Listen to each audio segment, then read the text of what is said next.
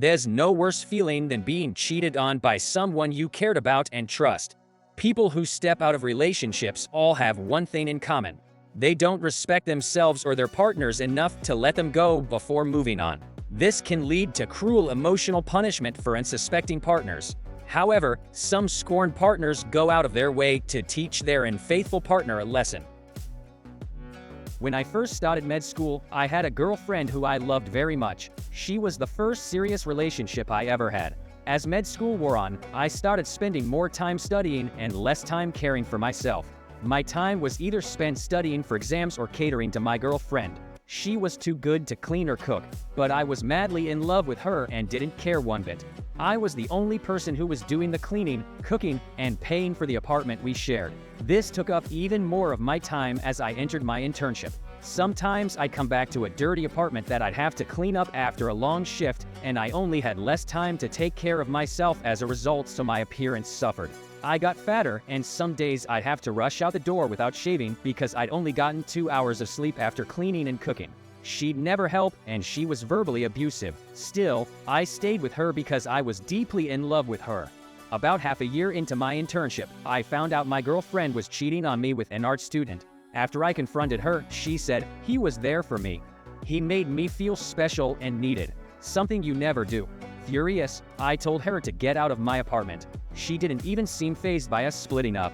Fast forward a few years. My ex was actively enrolled in a master's program in Europe and started talking to me again out of the blue. At the time, I was on the cusp of finishing my residency and about to start earning the big bucks people think doctors earn. Conveniently, my ex asked me for another chance. To be honest, I was tempted to go for it until she started verbally abusing me again over our FaceTime/Skype sessions. Seeing past her scheme, I hatched a plot.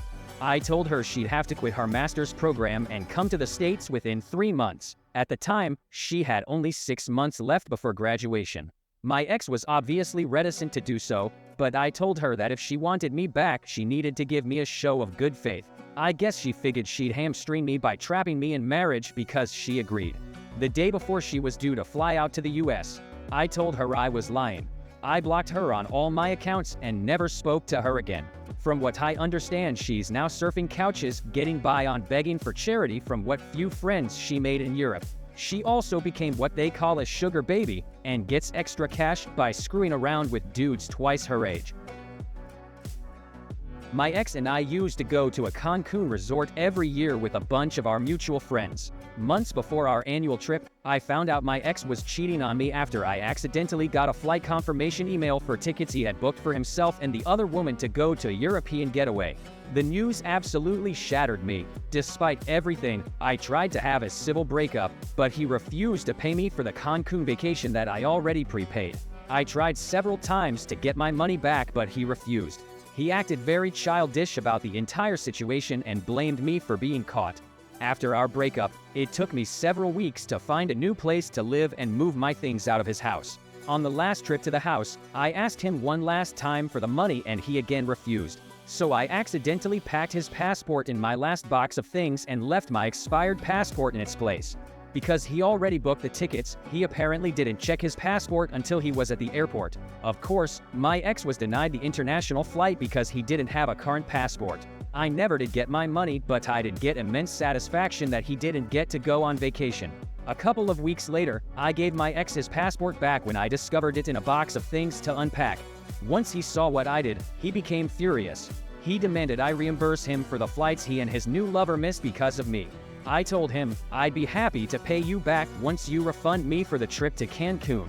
He declined.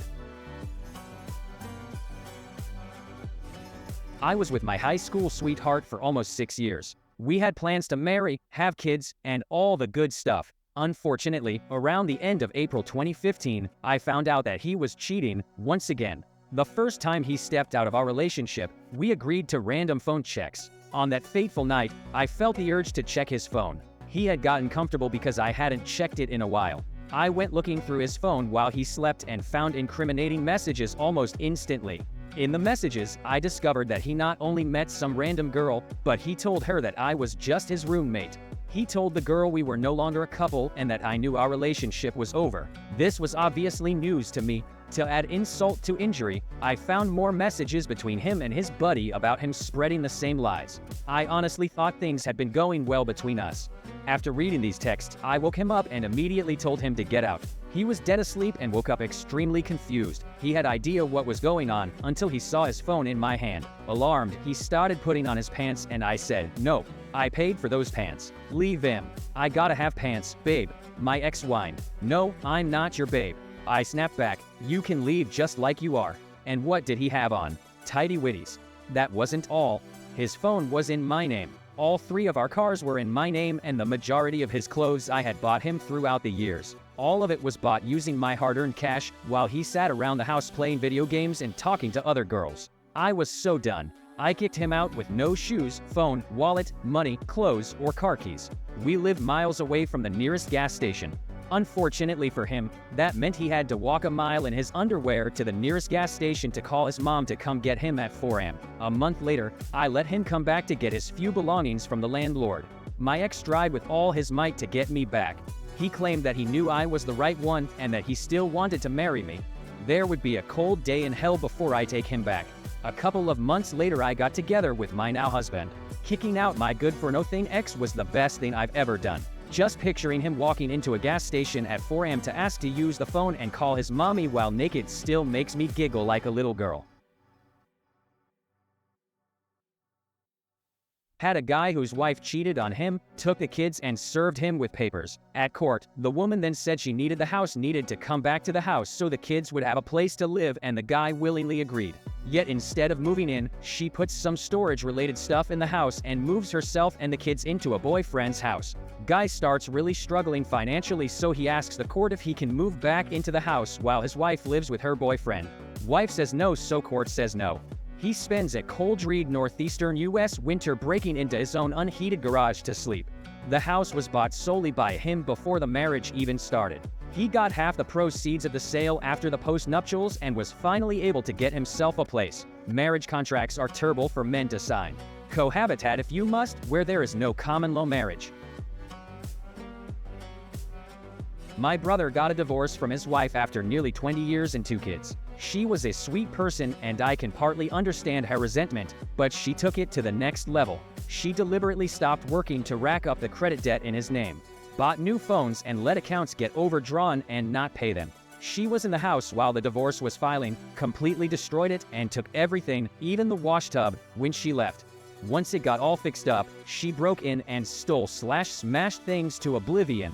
She tried to destroy any relationship my brother had with anyone. Went to his work and other surrounding areas to spread lies about him cheating and how he has crabs. Harassed everyone via text like a maniac.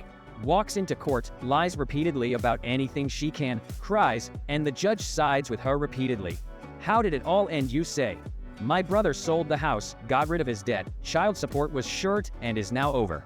Both kids ran to the military to escape the crazy. Now she lives in the middle of nowhere, hated by everyone.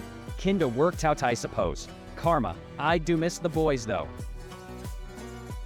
Bad separation. Wife filed a restraining order on the husband, very common. Wasn't a terrible guy, but not great either. A year into the divorce, his mother was dying. He asked his sister to speak with his ex-wife and asked to bring the kids to see her in the hospital before she died. The wife never did. Instead, she went to the court and said he violated the restraining order by trying to contact her. You can't contact someone through another party. He admitted it and explained the situation, but was found in breach of the order. His mother died while he was locked up, and the wife never brought the kids to see her.